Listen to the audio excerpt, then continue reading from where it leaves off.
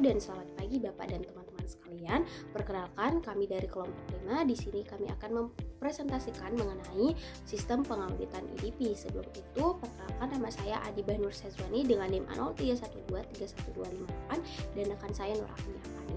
Baik, langsung saja kita masuk ke materi pembahasannya. Yang akan kami bahas dalam materi ini itu ada 5.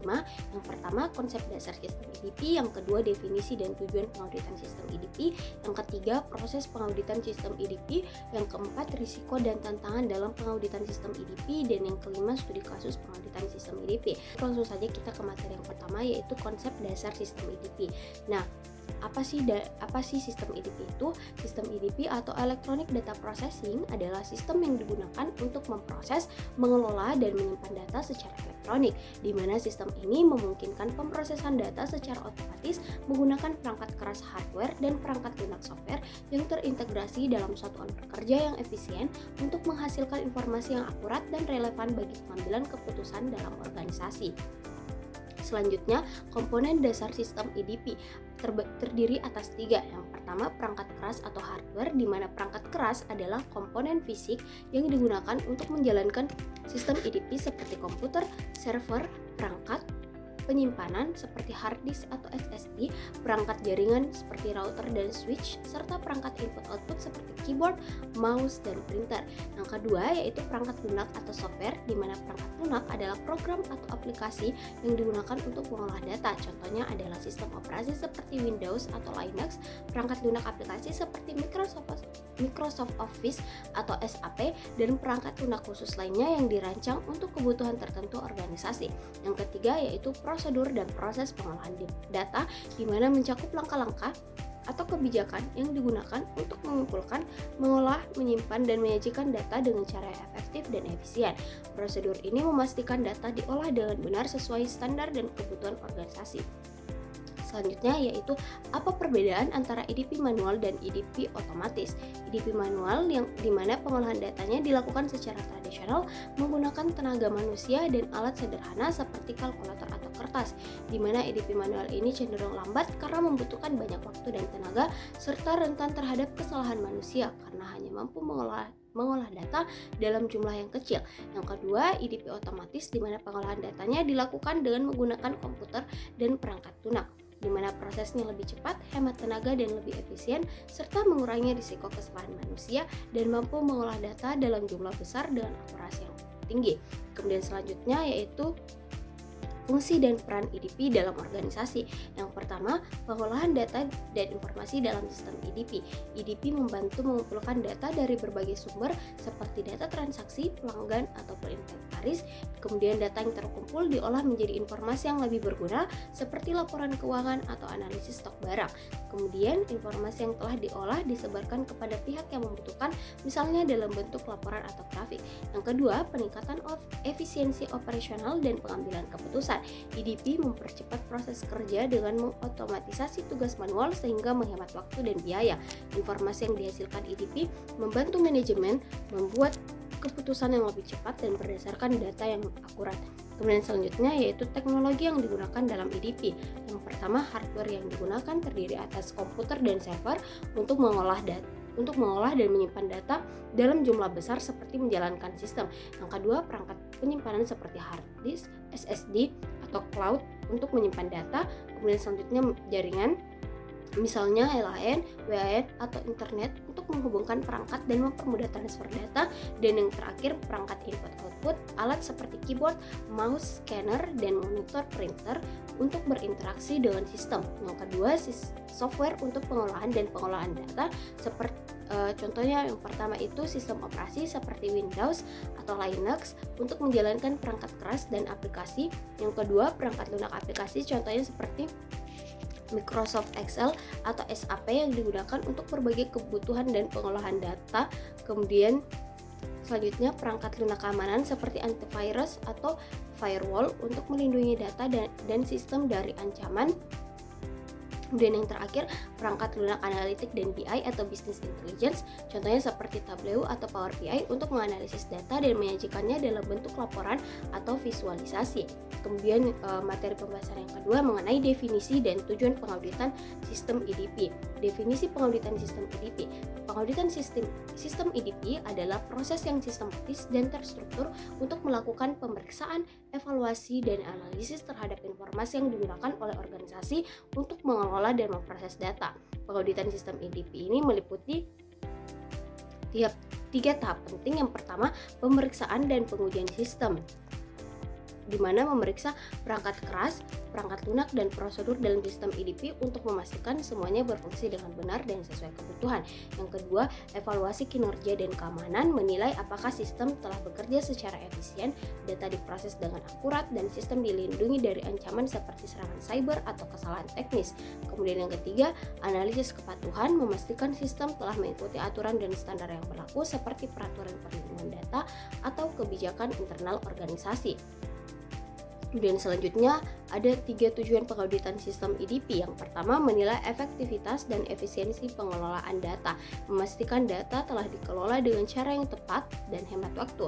Yang kedua, mendeteksi dan mencegah risiko atau potensi penyalahgunaan data, di mana mengidentifikasi kelemahan sistem seperti ancaman keamanan atau penyalahgunaan data agar risiko dapat dicegah.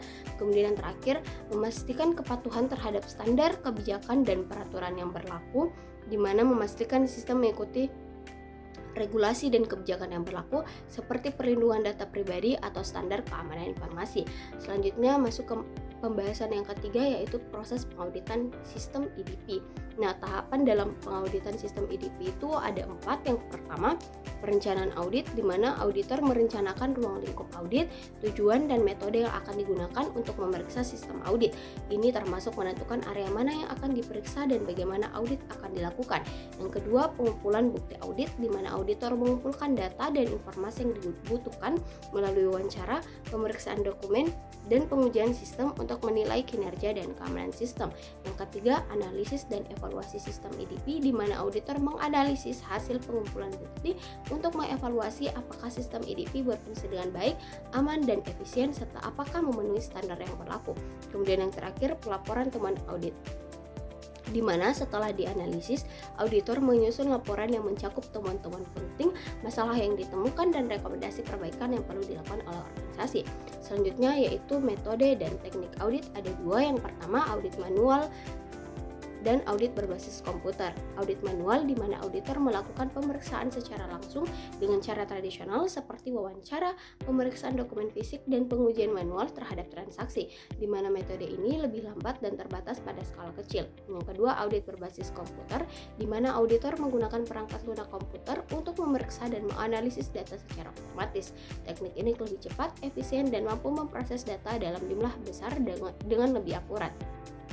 Yang kedua, penggunaan perangkat lunak audit untuk memeriksa integritas data seperti ICL atau IDEA, di mana perangkat lunak seperti ICL dan IDEA digunakan oleh auditor untuk memeriksa keakuratan dan konsistensi data dalam sistem EDP. Perangkat lunak ini membantu mendeteksi anomali atau kesalahan dalam data dengan cara yang lebih cepat dan lebih mendalam, sehingga memudahkan auditor untuk menemukan masalah yang mungkin terlewatkan.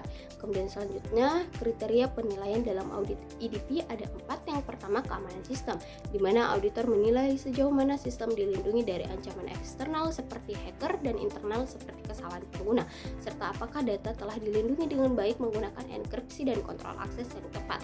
Yang kedua, keandalan dan ketersediaan data, di mana auditor memeriksa apakah data yang diproses dapat diakses dengan cepat dan tepat, serta apakah sistem cukup andal untuk menangani volume data besar tanpa gangguan. Kemudian yang ketiga yaitu kepatuhan terhadap kebijakan dan regulasi, di mana auditor memastikan bahwa sistem EDP mematuhi peraturan dan kebijakan yang berlaku seperti regulasi, perlindungan data pribadi, dan standar keamanan informasi yang ditetapkan oleh organisasi atau hukum.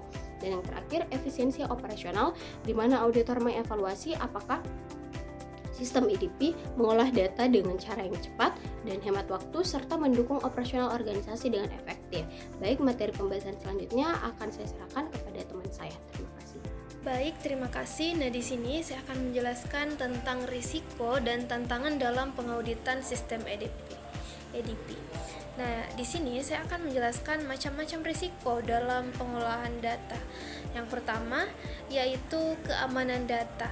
Biasanya, data ini terancam karena seringkali data suatu perusahaan terjadi masalah. Contohnya, adanya hacker yang dapat membobol data perusahaan.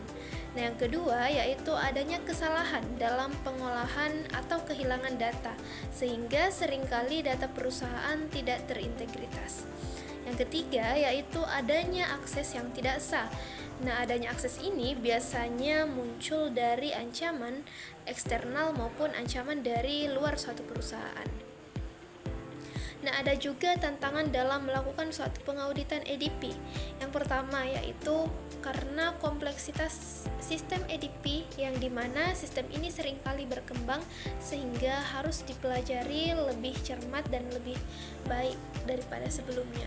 Nah, yang kedua yaitu karena berkembangnya teknologi yang cepat sehingga membuat audit juga harus mengikuti perkembangan zaman sesuai dengan teknologi yang berlaku.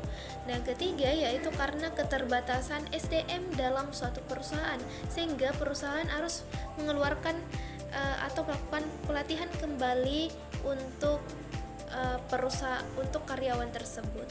Nah, terus di sini juga saya akan menjelaskan tentang studi kasus pengauditan sistem EDP. Di sini kami mengangkat studi kasus pengauditan sistem EDP di suatu perusahaan keuangan pada bank. Kita misalkan saja bank ini adalah bank XYZ. Nah, di mana bank XYZ ini bergerak di sektor keuangan dan dilakukan audit sistem EDP untuk mengevaluasi efektivitas pengelolaan data dan sistem keamanan dalam transaksi dan pengelolaan data nasabah. Nah, bank ini juga menggunakan aplikasi perangkat lunak untuk transaksi perbankan, manajemen data nasabah, dan pelaporan keuangan yang mengintegritaskan data dari berbagai cabang di luar wilayah lainnya. Nah, pada pengauditan sistem EDP ini bertujuan untuk yang pertama yaitu menilai keamanan data nasabah dan transaksi.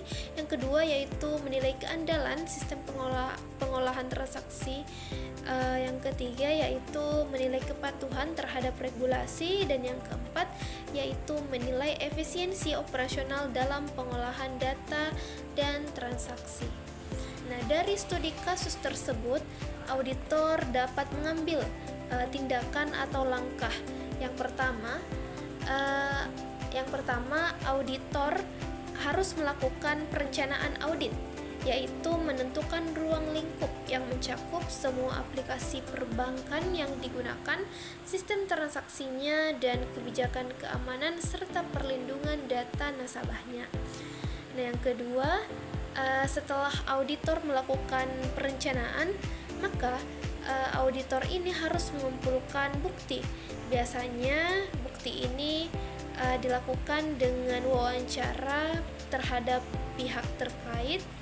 Contohnya pada studi kasus ini yaitu manajemen teknologi informasi dan staf operasional bank. Memeriksa dokumentasi juga serta memeriksa kebijakan internal yang berlaku. Nah, setelah itu, setelah mendapatkan bukti yang cukup, maka auditor ini akan melakukan pengujian sistem yang dimana auditor menggunakan perangkat lunak audit berbasis komputer untuk menguji integritas data dan sistem transaksi, termasuk uji coba terhadap kontrol akses dan proses transaksi. Nah, setelah semuanya selesai, maka auditor akan mengevaluasi temuan, yaitu apakah kebijakan keamanan tersebut sudah memadai untuk melindungi data nasabah atau belum. Terus, apakah prosedur pengelolaan data ini telah berjalan dengan baik dan mematuhi standar atau kebijakan yang berlaku, dan apakah ada celah yang memungkinkan kebocoran atau penyalahgunaan data. Nah, setelah melakukan semua prosedur, berdasarkan studi kasus telah ditemukan beberapa temuan.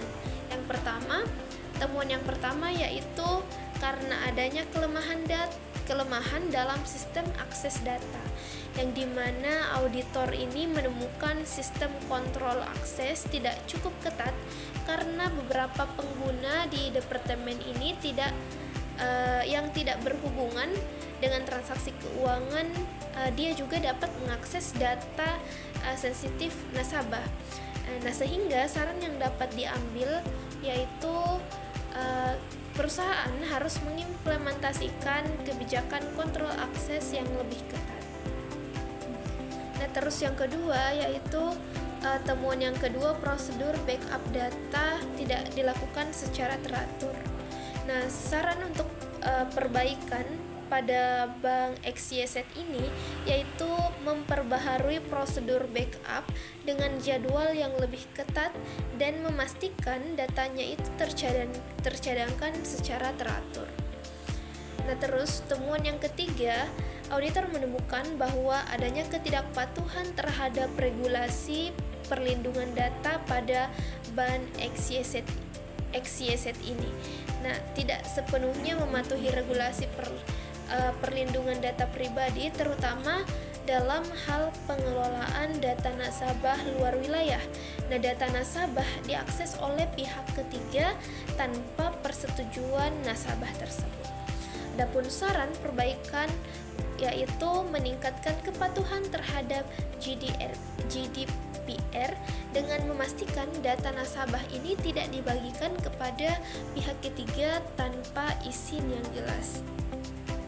Nah, terus yang keempat, temuan yang ditemukan oleh auditor ini yaitu proses pengolahan data transaksi ternyata lambat. Nah, pada pertemuan ini auditor mencatat bahwa pengolahan transaksi pembayaran dan transfer data antar cabang tidak cukup efisien, yang dimana waktunya ini lebih lama daripada yang diinginkan, sehingga mengganggu pengalaman pelanggan. Nah, saran perbaikan yang harus dilakukan pada Bank XYZ ini yaitu peningkatan efisiensi pengolahan data dapat dilakukan dengan memperbaharui perangkat lunak yang digunakan untuk meningkatkan kinerja transaksi pada perusahaan tersebut. Bagaimana sih dampak dari peningkatan sistem dan keamanan data? Nah, jadi dampak audit terhadap peningkatan sistem dan keamanan data ini, yang pertama, tentu saja keamanan data akan meningkat karena dengan meningkatkan sistem yang ketat, maka keamanan data dalam suatu perusahaan itu juga akan meningkat. Nah, yang kedua yaitu perbaikan prosedur backup dan pemulihan data. Yang ketiga yaitu regulasi terhadap kepatuhan terhadap regulasi ini menjadi lebih baik, dan yang keempat efisiensi operasional juga akan meningkat. Nah, dari materi ini kita dapat menyimpulkan bahwa penting dalam melakukan pengelolaan keamanan yang ketat, kepatuhan terhadap regulasi, efisiensi, dan kinerja sistem, karena audit ini adalah sasaran identifikasi masalah dan perbaikan yang berkelanjutan. Demikian dari kami kelompok 5 undur diri. Wassalamualaikum warahmatullahi wabarakatuh.